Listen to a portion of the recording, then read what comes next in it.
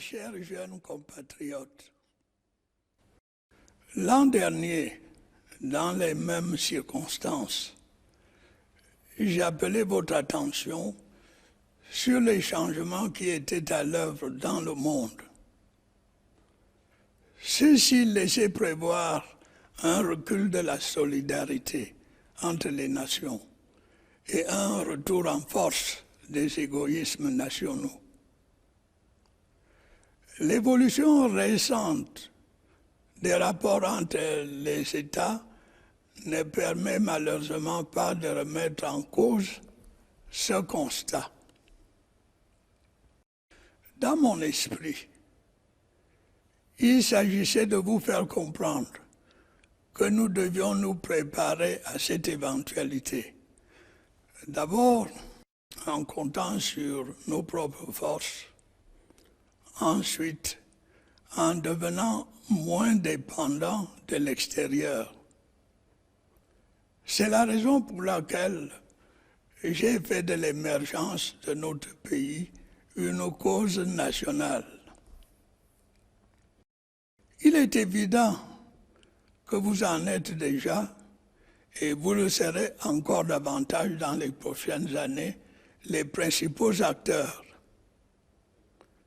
Il n'est pas inutile à ce sujet de rappeler que pour la plupart des nations, et la nôtre en particulier, chaque génération a dû se mobiliser à un moment ou à un autre pour faire triompher une cause qu'elle estimait juste et nécessaire. Pour nos pères fondateurs, ce fut l'indépendance, indissociable de l'unité nationale. Pour leurs successeurs, la mise en place et la consolidation des institutions du nouvel État. Pour la génération suivante, l'avènement de la démocratie et du progrès social. Pour celle d'aujourd'hui, la modernisation de l'économie et la justice sociale. En ce qui vous concerne, il s'agit tout d'abord de défendre tous nos acquis afin de mieux mener le combat pour l'émergence. Beaucoup a été fait au cours des dernières années pour améliorer notre tissu économique. Il vous reviendra de poursuivre dans la même voie. Il vous faudra mettre en œuvre nos grands projets de révolution agricole, d'industrialisation et d'infrastructure, sans oublier ce qui concerne le domaine social, comme l'éducation, la santé et l'habitat. Lors de ma prestation de serment en novembre dernier, m'adressant à vous, je vous ai demandé de ne pas perdre espoir. Je le répète aujourd'hui. En effet, je n'ignore pas vos difficultés. Je comprends votre aspiration au changement et votre désir de participer davantage aux décisions qui engagent votre avenir. Je vous le dis à nouveau, le Cameroun de demain se fera avec vous. Mes chers jeunes compatriotes, l'année 2018 a été marquée par la tenue de l'élection présidentielle. Vous y avez participé avec enthousiasme, soit comme électeur, soit comme candidat, soit comme acteur du processus électoral. Cette participation est encourageante, car elle traduit votre intérêt certain pour les affaires de votre pays. Cet intérêt doit être conforté et poursuivi. Il se démarque d'une pratique devenue courante qui s'exprime à travers les réseaux sociaux et qui donne lieu à des dérives préoccupantes. Si le principe de cette forme de démocratie directe n'est pas répréhensible en soi. On peut malheureusement constater qu'elle se traduit souvent par de prises de position outrageantes à l'égard des autorités, des acteurs politiques ou de simples citoyens. Cette manière de faire de la politique enfreint souvent non seulement les principes démocratiques, mais la loi. Il existe une autre façon plus responsable et plus recommandable de faire de la politique. Par définition, celle-ci se rapporte à la gestion de la société. En votant, en se présentant à une élection, en étant élu conseiller municipal ou régional, député ou sénateur, on fait de la politique au sens noble du terme. Si vous en avez l'ambition, n'hésitez pas à vous engager dans cette voie pour le bien de votre pays. Si vous la réalisez, vous participerez à la construction de la société juste, démocratique et fraternelle, fondée sur nos réalités socio-culturelles et notre héritage historique, société que notre peuple appelle de ses voeux.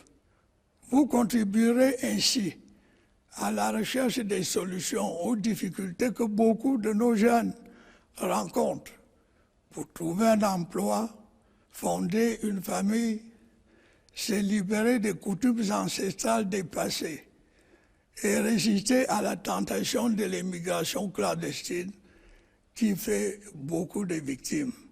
Il vous faudra aussi ne pas céder au désœuvrement qui peut conduire à de mauvais comportements tels que la délinquance, la consommation abusive d'alcool et de drogue. Le gouvernement devra prendre des mesures urgentes pour mener un combat sans merci contre ces fléaux qui minent notre jeunesse et qui, à terme, menacent l'avenir de notre pays. Mes chers jeunes compatriotes, au cours des dernières années, je ne suis pas resté insensible à vos difficultés et à vos aspirations. Lors de ma prestation de serment, j'ai pris à nouveau l'engagement de faciliter l'intégration sociale des jeunes. En dehors des recrutements effectués dans les forces de défense et de sécurité, ainsi que dans certains secteurs de l'éducation, plusieurs départements ministériels ont mis en œuvre des programmes qui vous concernent particulièrement. Dans ce cadre, le ministère de la Jeunesse et de l'Éducation civique a engagé la campagne d'éducation civique et d'intégration nationale qui a touché plus d'1 million de jeunes et conduit à la formation de 1300 appelés par l'Agence du service civique national de participation au développement. Fait la promotion du volontariat qui a permis de former des milliers de volontaires pour des opérations de développement et d'appui à l'éducation et à la santé dans les zones prioritaires. Soutenu la vie associative par l'encadrement des organisations de jeunes, réaliser l'insertion socio-économique des jeunes par la formation de plusieurs milliers d'entre eux, dont certains sont promoteurs d'entreprises. Enfin et surtout, mis en œuvre le plan triennal spécial jeune qui concerne plus de 600 000 personnes. Ainsi, près de 4 000 projets ont été élaborés dans l'agriculture, l'industrie, l'économie numérique et l'innovation. Des financements adéquats sont également prévus. Plusieurs autres départements ministériels ont par ailleurs mené des activités consacrées à la formation et à l'insertion des jeunes dans le monde du travail. Je citerai en particulier les efforts fournis par nos différents ministères en charge de l'enseignement en faveur de la professionnalisation. Malgré ces actions remarquables, notre pays demeure confronté au problème du chômage des jeunes. La raison en est connue. Notre activité économique n'est pas suffisamment soutenue pour résorber les dizaines de milliers de jeunes qui arrivent chaque année sur le marché du travail. Ce qui explique aussi que nombre d'entre eux, pour éviter le chômage, doivent accepter des emplois sous-qualifiés. Du point de vue social, cette situation n'est pas sans conséquences négatives.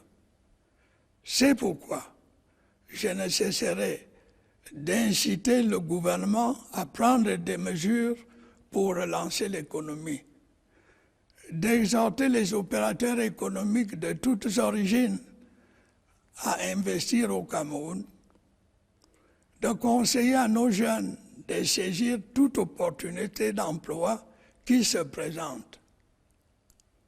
Il vous faudra donc devenir des acteurs engagés de notre nouvelle politique agricole dite de seconde génération.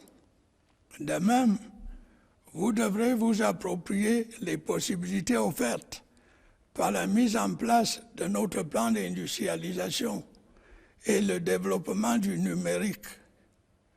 L'objectif étant d'atteindre un niveau de croissance compatible avec notre ambition de l'émergence. À cet égard, il est permis d'être raisonnablement optimiste. Notre taux de croissance étant à nouveau orienté à la hausse. Selon les prévisions, après 3,8% en 2018, il pourrait être de 4,4% en 2019 et de 4,7% en 2020, avec les retombées positives pour l'emploi des jeunes. À côté de ces perspectives encourageantes pour le retour de la croissance, il convient de mentionner la part qui revient à la promotion de l'emploi assurée par le ministère de l'Emploi et de la Formation professionnelle. Plus de 500 000 emplois ont été créés en 2018 grâce aux grands chantiers en cours, aux projets agricoles, routiers et infrastructurels, ainsi qu'aux travaux menés par les collectivités territoriales décentralisées. S'agissant de la formation professionnelle, la loi du 11 juillet 2018 ouvre la voie à la modernisation et à la standardisation de l'offre de formation. Les centres de formation professionnelle d'excellence sont désormais opérationnels à Douala, Limbe et Sangmelima. Les structures de formation agréées, publiques et privées, ont accueilli l'an dernier près de 40 000 apprenants. En 2019, il est prévu de créer au moins 500 000 emplois. Le gouvernement poursuivra l'opérationnalisation d'un dispositif de gestion prévisionnelle des emplois. Les axes stratégiques du plan d'action prioritaire de la politique nationale de l'emploi continueront d'être mis en œuvre. L'accès à la formation professionnelle sera amélioré, à la fois par la diversification des filières et la densification de l'offre de formation dans de nouveaux centres. Le niveau de celle-ci sera relevé grâce à l'ouverture à Yaoundé de l'Institut national de formation des formateurs et du développement des programmes. Ce que je viens de dire permet de constater l'ampleur des efforts qui sont faits par les pouvoirs publics pour donner à nos jeunes une formation de qualité et faciliter leur insertion dans la vie active. Mes chers jeunes compatriotes, les années qui viennent de s'écouler n'ont pas été faciles pour notre pays, au double plan économique et sécuritaire. Grâce aux vertus de notre peuple, notamment son courage et son abnégation, nous avons non seulement surmonté nos épreuves, mais poursuivi notre marche en avant. Il y a là pour notre jeunesse un exemple dont elle peut tirer des enseignements. Pour finir, je rappellerai que les épreuves ont ceci de positif, qu'elles renforcent la détermination. Sachez donc que pour ma part, je suis déterminé à mener à bien avec vous notre projet commun d'une société démocratique, juste et prospère. Celle-ci ne peut être envisagée que dans un Cameroun uni dans sa diversité. Je compte sur vous. Bonne fête de la jeunesse à vous tous. Vive la jeunesse camerounaise, vive le Cameroun.